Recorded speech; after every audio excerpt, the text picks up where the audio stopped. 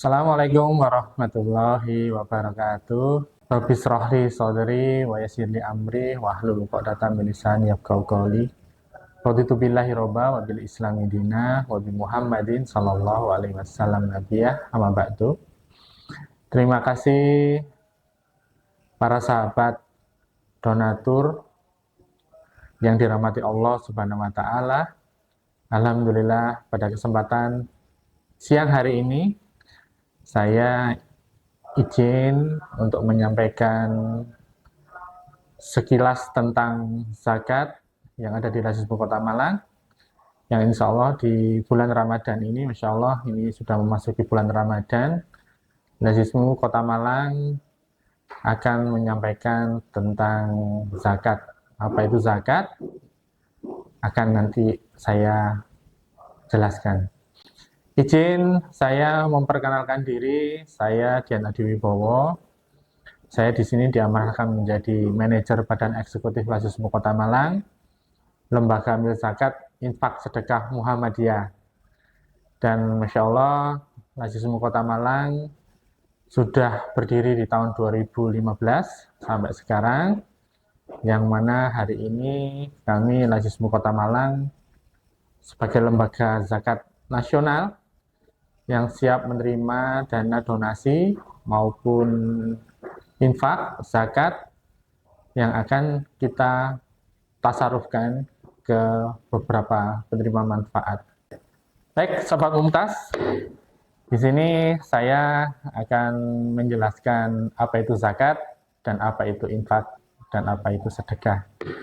Jadi zakat adalah kewajiban bagi umat muslim yang sudah masuk dan wajib untuk dikeluarkan, baik itu zakat penghasilan ataupun zakat fitrah, kemudian itu sudah ada masa nisabnya atau masa haulnya. Untuk zakat itu ada dua, yaitu zakat fitrah dan zakat mal. Zakat fitrah, Sobat Mumtaz, sudah kita tahu sendiri ya, zakat fitrah itu adalah zakat berupa beras, yang mana itu kita keluarkan setiap bulan Ramadan atau sebelum mendekati kita sholat Idul Fitri, bahwa zakat fitrah adalah bentuk beras, yang mana kalau dihitung itu adalah seberat 2,5 kilo, sahabat Mumtaz. Atau kalau kami di Lazismu Kota Malang ini langsung menggunakan 3 kilo, karena apa? Kalau 2,5 ini memang kewajiban yang harus dikeluarkan, tetapi kami lebih memuliakan pada penerima manfaat, bahwa kita genapkan bahwa beras yang di zakat fitrahkan ke Lazismu Kota Malang ini adalah 3 kilo. Besarnya berapa kalau dijumlahkan dalam bentuk uang, itu adalah sesuai dengan apa yang kita makan, zakat fitrah. Seperti contoh, setiap bulan kita makan dengan 1 kilogram beras ini katakanlah 15.000 gitu ya, 15.000 sama Mumtaz. Itu kalau dikali 3 berarti kalau diuangkan ini menjadi 45.000. Jadi kalau di Muhammadiyah zakat fitrah itu bisa 2, zakat menggunakan beras, yang satunya menggunakan uang. Kemudian yang kedua adalah zakat mal. Nah, ini zakat mal. Zakat mal ini memang harus jeli sahabat Mumtaz, bahwa zakat mal ini memang perhitungannya ini harus benar-benar jeli, karena nanti kalau takutnya tidak ada kekurangan tentang penghitungan zakat, itu nanti akan mempengaruhi pembayaran zakat. Jadi zakat mal ini adalah zakat penghasilan, zakat perniagaan, emas dan lain-lainnya. Ini yang harus kita keluarkan agar dana yang kita peroleh ini kita sucikan. Nah, kita keluarkan, karena seyogyanya di harta kita, dana kita ini ada hak orang anak yatim dan hak-hak yang sesuai penerima manfaat. Nanti haknya ada 8 asnaf. Nanti asnaf ini akan saya jelaskan setelah ini. Baik, Sobat Mumtaz yang dirahmati Allah Subhanahu wa taala. Mungkin Sobat Mumtaz akan berpikir, loh, lazismu itu nanti setelah menerima zakat itu akan disalurkan kemana? Nah, ini ada diskusi menarik ini tentang zakat. yang penerimanya ini juga harus khusus. Jadi kalau zakat ini benar-benar penerimanya ini harus khusus, tidak boleh asal-asalan. Karena kalau kita asal-asalan ini nanti ya mungkin dari segi di dunia ini tidak masalah ya. Tetapi kalau ini nanti pertanggungjawabannya ini yang berat adalah pertanggungjawaban di depannya Allah Subhanahu wa taala. Makanya itu di dalam Al-Qur'an sudah disebutkan bahwa penerima zakat itu ada 8 asnaf. 8 asnaf ini adalah orang yang mana di 8 orang itu yang berhak dan wajib menerima zakat yang diberikan oleh donatur Lasis Kota Malang. Jadi 8 asnaf ini ada fakir, ada miskin, ada amil, ada mu'alaf, ada ghorimin, ada rikob, fisabilillah, dan ibnu sabil. Saya ulangi ya, ada fakir, ada miskin, yang ketiga ada amil, yang keempat ada mu'alaf, yang kelima adalah ghorimin, keenam ada rikob, ketujuh adalah fisabilillah, dan ke-8 adalah ibnu sabil. Jadi ada 8, sahabat Mumtaz. Nah, ini nanti akan saya jelaskan ke-8 asnaf ini seperti apa. Jadi nanti sahabat Mumtaz akan tahu, oh kalau jenengan sendiri di rumah, katakanlah di rumah itu ingin menyalurkan, itu harus sesuai dengan 8 asnaf ini. Jadi jangan zakat itu asal, zakat itu tak salurkan ke sakarepku dhewe, ndak. Jadi memang harus 8 asnaf. Yang tadi disebutkan, yang pertama adalah fakir. Fakir ini adalah orang yang secara kebutuhan dasar dan lain-lainnya sudah hampir tidak bisa memiliki harta untuk membeli barang tersebut atau untuk makan. Jadi fakir ini benar-benar orang yang sudah secara finansial itu sudah tidak punya apa-apa, tidak punya untuk makan, terus sandang pangan itu sudah tidak ada. Jadi orang-orang benar-benar orang yang tidak punya apa-apa. Terus yang kedua adalah miskin. Nah, miskin ini kadang-kadang kita bingung. Miskin itu apa yang orang-orang miskin tidak punya apa-apa? Tidak. Jadi miskin ini secara harta dia itu punya, tetapi secara kebutuhan dia belum bisa mencukupi. Jadi kebutuhan dasarnya ini belum bisa tercukupi semuanya, tapi dia punya harta. Ini bisa dikatakan sebagai miskin. Kemudian yang ketiga adalah amil. Nah, amil. Ini menarik. Kadang-kadang ada donatur, ada sahabat Mumtaz yang tanya, loh, lembaga amil zakat itu kok boleh ngambil dana ini, dana zakat infak?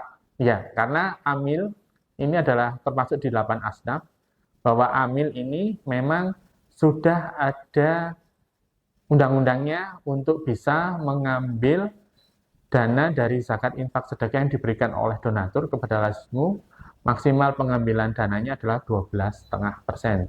Jadi ini harus saya edukasi kepada teman-teman. Jangan sampai di luaran sana itu ada donatur atau sahabat Mumtaz yang punya pikiran gini, loh, lembaga amil zakat itu seharusnya tidak dapat apa-apa, tidak dapat gaji, tidak dapat apa. Seharusnya ya sudah semuanya harus dikembalikan. Itu persepsi yang harus saya luruskan. Karena di lembaga amil zakat itu masih butuh operasional untuk bayar listrik, operasional yang lain untuk mobil, pentasarufan, kemudian harus ada yang bayar gaji, kemudian operasional yang lain. Jadi di lembaga amil zakat itu boleh mengambil zakat untuk salah satunya adalah untuk penggajian, untuk operasional kantor, untuk operasi-operasi yang lain, sehingga lembaga amil zakat ini tetap bisa berjalan dan bisa untuk mengumpulkan donasi yang diberikan oleh donatur, baik itu donasi tunai maupun transfer. Itu yang ketiga, namanya amil. Terus yang keempat adalah mu'alaf. Mu'alaf ini juga bisa mendapatkan zakat, karena mu'alaf ini orang yang baru masuk Islam. Biasanya di lapangan itu, orang-orang yang mu'alaf itu biasanya orang-orang yang dijauhi oleh keluarganya. Saya punya cerita menarik bahwa ada satu donatur, itu orang China, sekarang hidup di bantaran Sungai Brantas, dekatnya Boldi itu ya, dekatnya belakang kantor Pemkot itu. Dia seorang mualaf. Dia mengazamkan masuk Islam, akhirnya sama keluarganya diusir dari rumah. Sehingga di sebatang kara hidup sendiri di bantaran sungai, harus hidup di rumah petak kecil yang harus itu harus sewa ya. itu dia tidak punya apa-apa. Dia hanya bisa mengajukan bantuan ke lazismu, ke lembaga yang lain untuk bertahan hidup. Jadi teman-teman mu'alaf ini kadang-kadang ini penuh perjuangan. Dia harus kita support karena jangan sampai dia masuk ke Islam kembali lagi ke agama sebelumnya. Terus Gorimin. Nah, Gorimin ini salah satu yang orang yang berhutang untuk kebutuhan hidup. Entah itu hutang dipinjol atau hutang di tempat lain yang mana dia belum bisa untuk menghidupi dirinya sendiri atau belum bisa mengambil kebutuhannya dia. Jadi Gorimin ini dalam zakat ini wajib kita bantu karena itu salah satu asnaf, karena kita tahu sendiri bahwa saat ini tuh banyak sekali orang-orang yang mengajukan pinjaman kepada pinjol atau kepada rentenir atau kepada bank titil. Itu seyogianya dia ini untuk memenuhi kebutuhan hidupnya. Tetapi dalam perjalanannya mereka terjerat riba ini dengan menghutang sehingga dia itu sekarang itu bingung untuk mencari ininya ya, mencari ini pelunasannya sehingga kebutuhannya dia itu tidak terpenuhi. Itu sering terjadi yang ada di di masyarakat umum tentang dia termasuk Gorimin karena orang yang berhutang untuk memenuhi kebutuhan hidup. Terus Rikop. Rikop ini adalah budak yang ingin merdeka. Mungkin saat ini sudah tidak ada ya namanya Rikop ya. Itu mungkin di zaman Rasulullah, di zaman sahabat Rasulullah.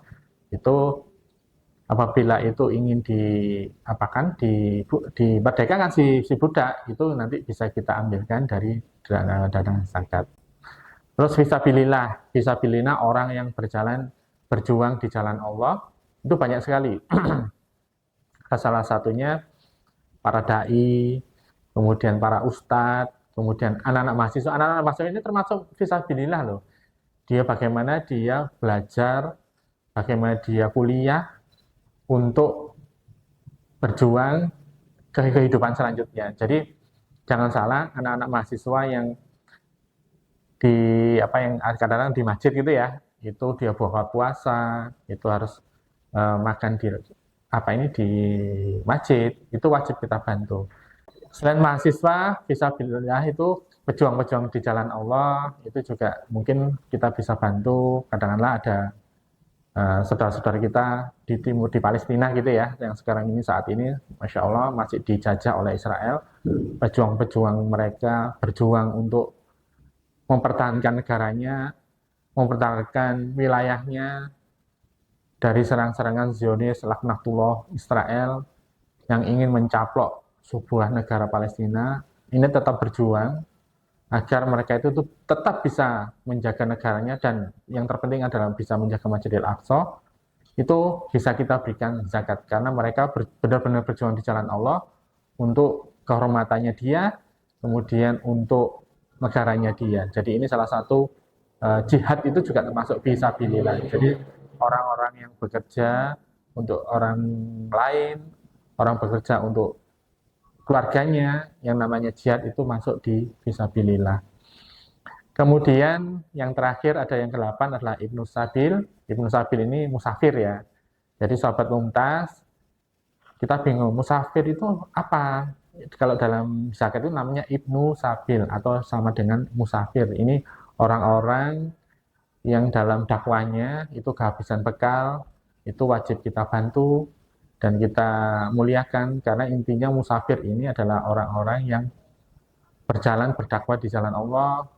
Mungkin orang-orang yang melakukan perjalanan pekerja kantor atau kerja karena dari tempat A ke tempat B jaraknya sudah melebihi 80 kilo, itu ada orang-orang musafir yang mungkin berhenti di masjid atau untuk istirahat, itu bisa kita bantu, kita berikan berupa bentuk bantuan makanan atau uang untuk melanjutkan perjalanannya.